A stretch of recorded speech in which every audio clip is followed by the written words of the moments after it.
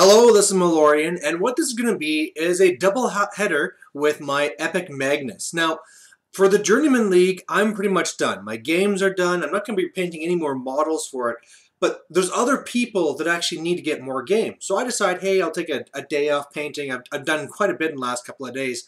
So I went in for a couple of games here, and of course I know I'm not going to be doing my mercenaries for a little while after this because now I'm going to be going back to my other factions. So I decided to bring back my favorite caster, Epic Magnus, and going back to his tier list. So at 35 points, I'm going to have Epic Magnus with his Bonded Mangler. I'm going to have a max unit of his Idrians with UA, a max unit of the Long Gunners, min unit of the Cutthroats, and then Kel Baylock, and also Gorman. So this is a tier 2 list, so that's why I get 3 different factions together. I'll get a redeploy after if I want it. And again, I just love Idrians, and nobody ever takes them. It's the same thing with Long Gunners. You don't really see Long Gunners either. So I really like this list because it's different and it's fun.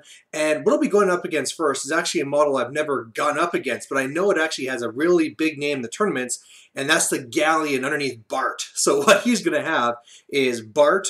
He's going to have his Galleon. Then he's going to be joined by Silas. So, you know, the free upkeep and all that fun stuff.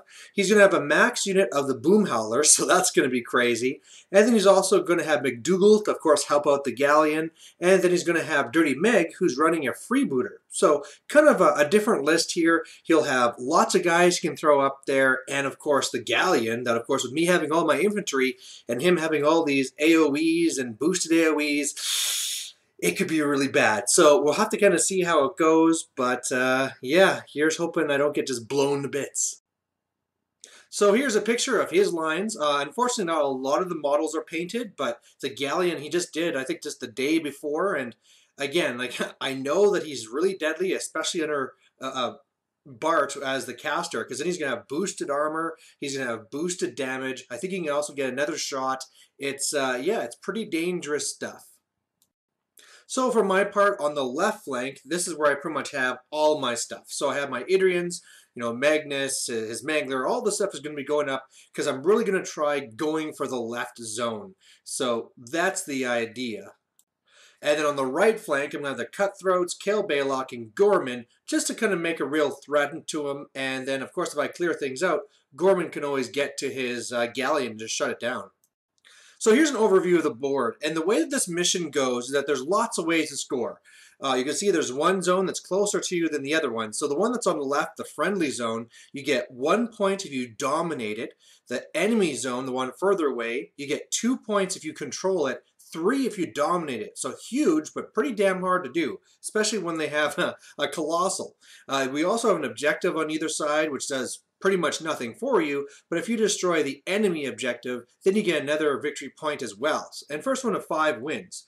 Now, I decided to go first because I really want to have board control to try and keep him on his back foot, and the main thing I want to do is threaten him a little bit on the right flank, just so he's forced to put his Galleon into it, and then just score like crazy on the left zone, and then hopefully destroy his objective as well.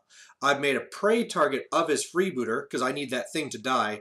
And otherwise, yeah, I mean, as long as I don't get blown to bits, hopefully I can pull off a scenario win. But there's a lot of Boom Howlers to kill.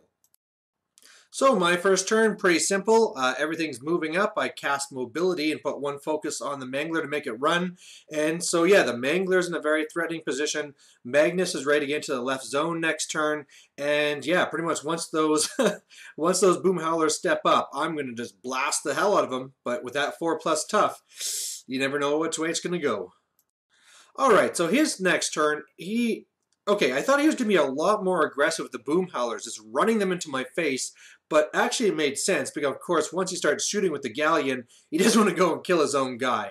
So Bart actually activated first, so he's actually fairly far back, but he doesn't need to be up here anyway. But, of course, it's a normal thing, so his big, huge Jack here has super high armor and boosted damage, so it's going to be doing crazy. But luckily, whenever he started doing his shooting, everything was scattering off, or even sometimes with his boosted damage, he didn't even kill this one time. So he really only killed 1 model. I feel fairly lucky. And now as well, it looks like I'm in charge range with my Bonded Mangler onto his freebooter, so hopefully I can scrap that thing and really get a good push here. So my turn too, and you can see I did actually fairly well. The cutthroats were able just to stand and aim, so that really helped. But in the very beginning, he was making tufts like crazy. But then he just failed everything. So in the end, I wiped out all the boom howlers except for boom howler himself on the right side and took 2 points of damage off him. I was able to kill 3 of the boom howlers on the left side, so they're almost all wiped out. Went up, did a big combine into the freebooter, did some good damage. Now, I couldn't put all 4 focus on the bonded mangler because I wanted 2 for mobility. Well, I needed that. And then I really didn't want to die this turn because that's just embarrassing. And especially with Hot Shot, he can do lots of damage to me. So I put on Bullet Dodger onto Magnus, leaving just 2 for the Mangler. He charged in, of course that's 1, and then smashed him, bought an attack, but in the end, all I did was disable 1 arm, but remember, Dirty Mag just come over and fix it. So I did okay, but I was hoping to actually do more, but of course, I mean, if I would have added the 2 more focus, that might have been able to be it. But otherwise, I'm in a pretty good position. Of course, this is not a spot where I'd want to do my feat yet, but of course, if he doesn't get into my zone, I'll be getting a point, and it's pretty hard for him to get into my zone. Alright, so his turn, and Meg comes over, fixes the freebooter, so of course it's doing its thing. Hits me, does almost no damage. Hits me, does almost no damage. But then because of the whole Jack Marshall, gets another attack and rolls double 6s and like a 663 for damage. Because of course, once I'm knocked down or whatever from his like chain thing, then he got an extra damage on a free attack. So that just smashed me. So I've lost my chain, I lost my cortex, I'm knocked down. Yeah, all of a sudden my bonded mangler is pretty much useless. Otherwise, end of his turn, it looks like this, and he actually didn't get too much done. The one thing he was able to do was shoot the harpoon into the mangler, actually twice because of Bart, and destroyed him. His shots going around with the Galleon killed some of my Idrians, but not really as much as I thought. One of the things I actually did to try and bait him away from it is I actually bunched my long gunners together on purpose because I knew I didn't really need them. So of course some of his things went to there, and so I lost half my long gunners, but no big deal, right? I don't really need them. He was able to kill Gorman this turn, so that was unfortunate because I could have black oiled him next turn. But the main thing here, as you see it, is he wasn't able to get too much done here because the way that he set up the Galleon is because of that wall, he'd pretty much have to run to get him over it into the zone, and of course he wants to shoot. So it's kind of more of a deployment error on his side, but because of that, I score a point on his turn. I'm going to be able to kill Boom Howler to control the right zone, stay in the zone to get another one on the left, and then if I can just destroy his objective, I win. Now that would have been easier if my Mangler wouldn't have died, but I still think I can pull it off. And one of the things that was supposed to really help was the Idrians doing a combined shot into it. Yeah, that really would have helped if I wouldn't have rolled double 1s. And as soon as that happened, I went, damn it, what am I going to do? Luckily, though, I still have Epic Magnus, so he comes over, he doesn't obliterate, finishes off the objective, and like I said, Boom Howler was killed on the right side.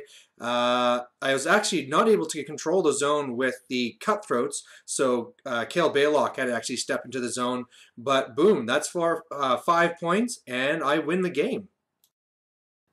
So there we have it, a big Epic Magnus victory, and I just love him for scenario. Of course, in this game, it really didn't go quite the way I thought, because I thought I was going to be playing the long game and slowly picking away at the left zone, forcing his Galleon, of course, to go into the other zone, so I wasn't scoring there. But because the Galleon didn't move over, I was able to, of course, win faster because I was able to get those 2 points, and there you go. Whereas I thought, this is going to take another couple of rounds for this to even happen. So, hey, it's still great the way it all worked out. It's just the way things happen. I mean, with all these ways to score, I didn't even need defeat for a way to happen. I think it's also, I think the main things here was, one, the Galleon meant that he didn't have many models to actually stop me, and with me just devastating his Boom Howlers, that was pretty much his way of contesting, right, is all the Boom Howlers. But after my second turn, with all that shooting, it's a lot of shooting, right? I got Kale Baylock, who's doing 2 on his own. I got all of my cutthroat shooting, all my long gunner shooting, twice if I need it, and then all the Idrian shooting. So that's the thing, is that those guys weren't going to last too long. The same thing like we were talking about, my guy shouldn't have been lasting too long, but the way it worked, with him having some bad scatterers and going after the long gunners, that's just the way it happened. And really, I think even the way that it actually turned out, even though I used the long gunners as like a distraction type thing, even if he would have gone after Idrians, wouldn't have really mattered. Unless he kind of like ditched and didn't go after the Mangler and had gone into the zone instead, and even then it had been tough for him because he'd take a free strike. It was just, yeah, once those boom howlers got destroyed, that was the main thing. So there you have it. First game in the books, but now we're going on to the second game. Now, for the second game, this is a guy I've never played against before, and against a list that I've never even played against this type of list before. So it's Khador, and so you're probably thinking like Winter Guard and whatever, the stuff. No, this is Legendary Vlad. So the Mounted Vlad, haha, off I go. And what he has with him is Dragonus Brigand and the War Dog, and then everything else is Cav. So he has this whole Dragoon guy, he has the big huge unit of the Ulans, and then he also has the Ulan Solo. So this is totally different for me. For one, Kale Balok will be useless because there'll be nobody for him to shoot. But the other thing is that usually I just kind of get out there and I just jam the zone, and there's not much people could do against it sometimes. But he has such a fast list that I'm going to have to be very careful, right? I can't just run across the board because I'll get charged. And meanwhile, thanks to the way that the cavalry charges work, he can kill a lot of infantry really fast. So I'm going to have to be pretty careful on this one about threat ranges and stuff like that, but it's on the same board. We've rolled off what board we'd be on. It was the same one, so same mission. So I like the fact that there's multiple ways to score, but at the same time, he's so fast, I don't think I'll be able to score in any zone. So really going into this one, I figure I'm probably going to have to try and go for caster kill, but let's see what happens. So looking at his side first, and his whole army is painted, at least to like the minimum standard, so that's always nice. And on the left flank, he's going to be having the Dragoon. So it has the dismount as well. It's going to be the prey target for my Idrians, but the nice thing I liked is that it was the only thing on the left flank. So my Idrian should be able to deal with him pretty easily, but you know, sometimes things go awry. His center looks like this, and once I saw this, I started thinking like, man, I don't think I can pull off the caster kill, because the way that I saw in my head is that, you know, I'll catch him off guard, I'll run up, I'll pop my feet to trap him, and then I'll shoot him up, he can't get away, and on my next turn, shoot him again, charge him with Magnus, done deal. But if he has a double jack barrier, that's not going to happen. And then on the other flank here, it's just Ulan City. So these guys are going to be fast, they're going to be devastating, and bad times. Meanwhile, on my side, my deployment looks kind of similar to last time because, again, I don't think there's any way I can get the right zone whatsoever, but because there's only the one Dragoon on the left side, I think I have a chance of going over here. So again, I think I'm going to set myself up for a few control points here, and then if nothing else, like I said, maybe if he breaks up his formation, I can go for a caster kill, but again, I'm going mainly on the left flank. And then on the right flank, it's my brave, brave Crow and his cutthroats. I mean, really, okay, he has poison crossbows, and that's going to really help against the Ulan's high armor. However, let's be serious here, guys. Even though I kind of out-threat where I can step up and shoot type thing, he can always just like run into me, or you know, at best I'll kill like one guy, then he'll charge me and slaughter me. So really what these guys' point is to keep the Ulans away from the main fight. They can all die, but I don't care because he'll have to dedicate Vlad to dominate on this side if he wants to get any points. And I mean, who knows what he's going to do, but mainly he has so many points here in Ulans, I want them distracted by my cutthroats. And here's an overview of the board so you can kind of see what I'm talking about here. One thing I was kind of thinking was stupid about my, actually this is my first turn actually, I didn't take a deployment one. But after my first turn, I'm really moving into position, but whereas normally, like I said, I'd be just running right up. No, that's not going to be happening this time. So like normal, I put up mobility, I charge up, the Mangler charge up, everything else is moving to position. The one thing I did stupid here is I put Kill Balok into the woods when he has no shooting, so I don't care about stealth, and really just slows me down because I don't have Pathfinder. But overall, I'm just waiting to counter him now when he moves up. And another thing I can do is because the Mangler's there and he has the Thresher attack, if the Ulans really cut into the center, maybe with a good long mobility charge, I can go in and kill some of them. His turn, and he plays it smart. He plays it more defensive. So as it sits here, he's kind of in the center. He has it on Drago, so he gets extra dice for it to hit and damage. He has a spell on the Spriggan, so he gets extra mat and extra damage. And yeah, on the right side, the Ulans are pretty far back, so I might be able to charge in there, but I could also barely it looks like, get into the Spriggan. And now on the left side, this is fantastic because I think he maybe should have gone further back with the Dragoon. I don't know. It's kind of weird when it's a single model and you're up against a full, max unit of Idrians. But really, the way I see this here, this will be fantastic because I can move up, shoot the Dragoon, knock it out, put Magnus charging over to the left side, pop my feet so that all the stuff on the left is stuck, charge in with the Mangler, hopefully really do a lot of damage to the Spriggan, and then otherwise on the right side, just try and hold up those Ulans, just like I was talking about. And then not only am I starting the whole scoring points game, but I should be in a pretty good spot to start destroying his jacks and going for the caster kill. But I mean, all those Ulans will be outside of my feet, so I'll have to be pretty careful about this. So into my turn, it looks like this, and unfortunately, even though my Mangler had 4 focus on it, I just did not get enough done. So you can see on the left, I did dismount his guy. That's pretty awesome. Because of the way I set it up and because of where I needed Magnus to be, I actually sacrificed Gorman, putting him up there so I could charge Gorman and kill him and have Magnus just where I wanted him. So Gorman's dead down because of me. And then I popped my feet so he can't go towards my board edge or his board edge. So he's playing foosball with everything on the left. So because of the one Idrian there, that means the Dragoon guy can't get into zone, and all of his guys are stuck, so he can't get into the Mangler except with the Spriggan. Like I said, against the Spriggan, did not do as well as I thought. I didn't even knock out anything, so that was kind of disappointing. And then I did a big combine into Drago with my long gunners, and they did pretty good. They knocked out one of his hands, but that's something. Otherwise, on the right side, Cutthroats move up. They kill one of the Ulans, and kill Balok because he has nothing better to do. Just runs up and tries to make him have some activation issues.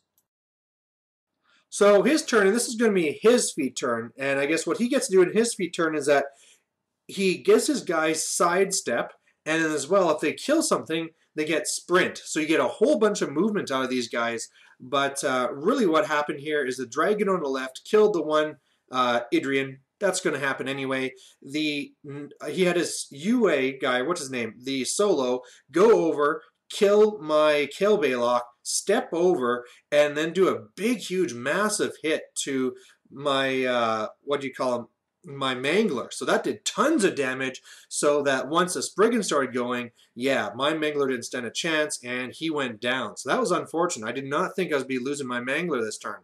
Otherwise, the Knights charged in, and this was actually pretty bad for him. I mean, first of all, he didn't take the bait and go after the Cutthroats, but what this does now is makes a very interesting situation. First of all, like I said, he rolled kind of bad because he was trying to kill off several of my long gunners with these cavalry charges, but he just was missing his rolls to hit. So I think overall, he killed 1 long gunner, so that was pretty bad.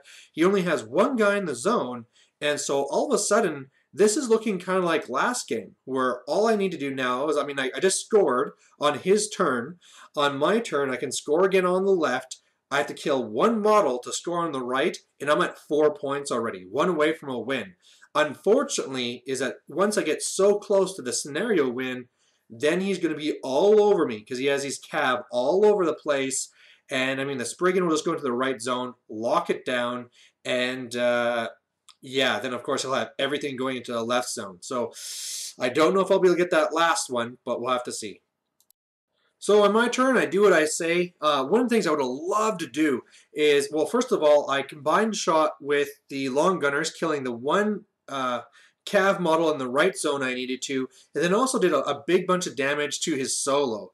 Then the Idrians did a assault and battery order, shot and killed the one Dragoon guy, put over prey to the solo, then charged the solo, killed him. The other guys just did a run to get all over the place to bog things down, and then now the prey is on the Ulans. So that's pretty good. Those guys are all dead.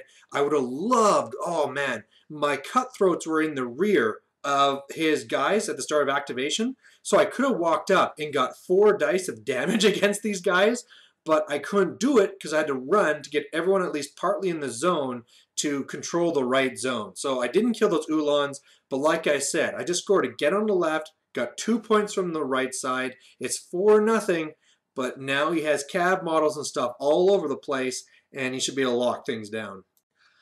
In the end here, you can see what he did. Now, he got some bad dice here, but I think he kind of made some mistakes. So he put 1 on the Spriggan, so it went over to the zone, like you'd kind of expect.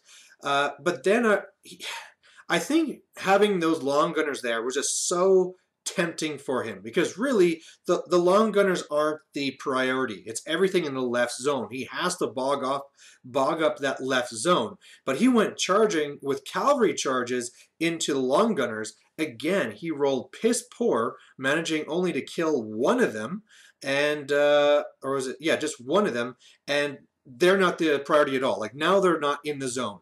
Drago went charging after some guys and only killed 1 of them, but again, he's not in the zone. And then in comes Vlad, and he killed 1 guy with a cavalry charge, came over, did like a flashing blade, killed another one. So he has 2 tokens on him right now, but, or maybe it's even 3. But the big thing is that when he moved in the dog, that's the only thing that's stopping me. I mean, you can't contest with a caster, so all I have to do is kill the dog now, and that's pretty much it. So in the end, the Idrians do an assault and battery, shoot the dog, charge in, do a little bit of damage to Drago and stuff, but man, I mean, right now, I think he's like defense 14, armor 22 on Vlad. So I have to cast mobility, charge in with Magnus, just for fun, really, because I mean, like I said, I'm going to win anyway. But charge in, do a massive armor pierce attack, doing 16 damage. So he only had 2 left, but from the rest, you know, I wasn't able to finish him off, but that's still the game.